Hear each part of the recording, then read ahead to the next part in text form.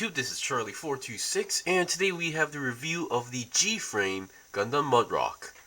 Now, those who still don't know what the G-Frame figure line is, I have made an unboxing video, and I have made previous reviews regarding the products, so please check those out, and I will leave a link on the description below. Now, the G-Frame Mudrock. Specifically, the Mudrock is my personal favorite, one of my personal favorite Gundam type mobile suits. This is from the G-Frame, the second line. The first line consisting of the New Gundam Unicorn Zabi. The second line, which is this one, consisting of the Zeta Gundam, Dom, and the Mudrock. The moment I saw the announcement for the Mudrock, I was happy. I literally screamed. Granted, this is not an HG kit, this is not like a Robot Damashi figure, but I will take anything. Because Mudrock, I personally think it's like one of those, ignored mobile suits all time. Like, how I know, like, eventually we will get a kit like how the Jigen turned up into a masterpiece of all those years. Now, before I start on the review, I would like to point out something. I might have made an error regarding my previous reviews. Now, I said like these are almost close to like 8 high grade Universal Sentry or 1-to-144 skills. That's not true. I made a mistake. So here's a more proper comparison. So this is the G-Frame. This is the 1-to-144 skill HG Gundam local type from the Origins line. So you can see it's much more smaller. So in a nutshell, so instead of 1-to-144, some people call it like 160 around that ish or 180 ish. So yeah, keep that in mind. And once again, you need to buy both boxes because when you find a G-Frame figure product, it will have two types of boxes, like one of these. Now, I accidentally got rid of the box, but there will be a 6A. That's the number, and then there will be a 6F. So if you buy only the 6A, you will get a Mudrock figure with no articulation and no weapons. The 6F would consist the posable or articulated frame and the weapons or equipment depending on the mobile suit. So okay, let's get on to the review. Now I shouldn't be mentioning this time to time, but just in case those who are so lazy to watch through the videos on the link, this is the frame that you will get if you buy only the 6A. You can see there's no articulation, there's no movement, there's no bending on the arm. Sure, there is some articulation on the arm, but depending on how the mobile suit is, this might be very limited. And sure, there is a ball joint to hand and feet, but that is mostly meant for posing on a normal standing pose. So that's that. And once again, it has a consistent thing. They do give you this black frame or black piece or like mold of the head and body, which I'm still not sure what the main purposes these things are, but still good to know to have one of these things. And yeah, so as you can see, my Mudrock has been put it on the moving articulated frame. So let's get on to the review. Now, the G-Frame figures, they're pretty cheap. As I mentioned, each box consists of $8. So if you want to have the fully articulated version, that would cost you $16. But if you don't mind like not having the weapons and like not moving, then all you need is just $8. So exactly the same price as a Gundam Converge figure, the normal ones, of course. And of course, I will mention or I'll admit that the G-Frame figures, they're not the best detail. Of course, they're $8. What do you expect? Of course, there are some colors missing, like the V symbol on the crotch area. The weapons, for example, they're only in pure black, which some parts should be light gray, dark gray, and multiple colors and thrusters, yada yada. But that's the price you get for this one.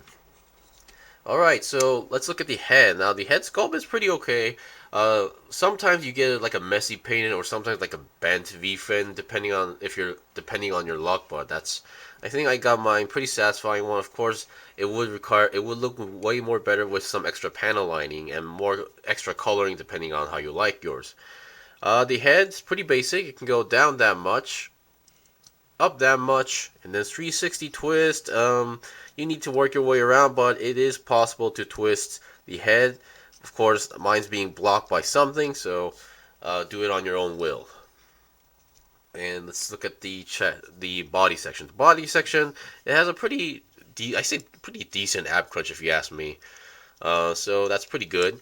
And let's look at the backpack. The backpack, as I mentioned, just pure black, and then the cannons. Now, if you the cannons come with the F box.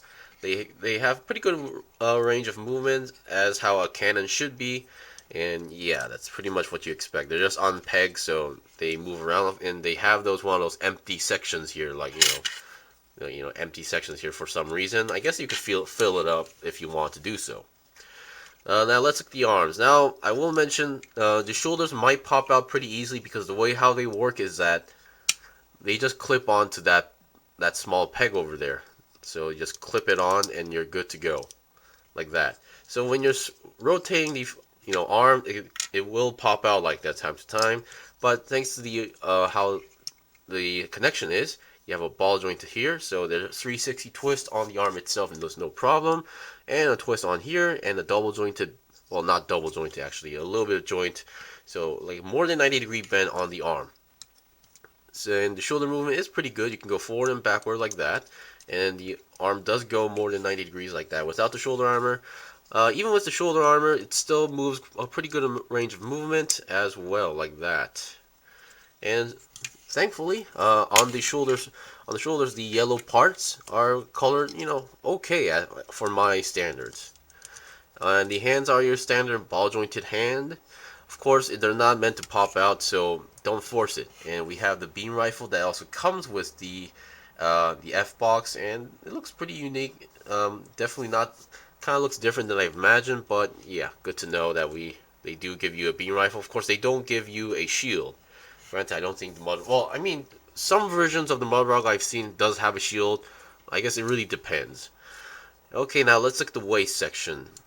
All those yellow sections are all painted. I did not do anything. The skirts, the front skirts move individually as ball joints, and they move as much as you want.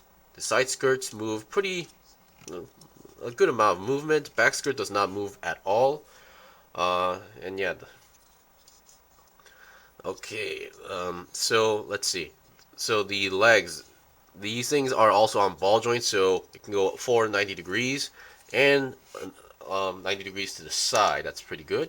And then they have a side swivel, as you can see, and then has a double jointed bend on the legs, which is, pretty good for what this thing is. I should mention on the legs. Now, usually most G-frame figures have like these flaps on the legs, but this one doesn't. And the frame that's used is like a universal frame for every G-frame figure. There's technically two frames meant for like the standard one, and another one that's meant for like a little bit more bulkier ones like the Sazabi or the Dom. So that's how it is. And on those frames they have these clipping areas for like flaps on the legs, but the Mudrock doesn't have it. So yeah, if you want to, you can cut these parts off if you want. If that's the kind of thing that bothers you. And your feet are your ball jointed feet. Of course, they have a pretty good movement, and they're kind of meant, and they have a pretty good pivot. I think that's what they call it. And the feet are, I believe they're actually divided in left to right, if I remember correctly, but I could be wrong. But yeah. And yeah, that's pretty much it. Once again, these G-frame figures, they're kind of smaller than your standard HD or 1 to 144 scale kit, but with a little extra paint job and panel lining, these could look pretty good. I mean, honestly, I'm just even satisfied with this. Of course, I would be happy to see a HG Master Grade, or even an SD or a Robot Damashi of a Gundam Mudrock. Of course, eventually in the far future it will happen, but until then, this will have to do for those who love the Mudrock or want some sort of like a product. Of course, I am aware of the fixed figuration figure.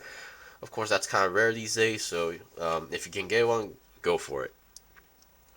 Anyway, I think that's pretty much it for the review. Of course, I forgot to mention the body can twist 360 if you want to do so. There's no beam sabers, sadly. Of course, I mean, if you can find the right size for the hand, I guess you could use that as well. Anyway, that's pretty much it for the review. Being one of my favorite mobile suits out there, or Gundam type mobile suits out there, I'm pretty satisfied how this is. Of course, an extra panel lining and extra painting would make it even look better. So, for its price, I say this is a very good product. And I am hoping to see more amazing or interesting mobile suits from the G-Frame line, and I am aware of the Series 5 as well. Anyways, thank you for watching the review. This was the review of the G-Frame Gundam Mudrock. If you guys got any questions or requests, leave a comment below. And I still have more stuff to buy and build and make reviews out, so please stay tuned. Until then, see you guys next time.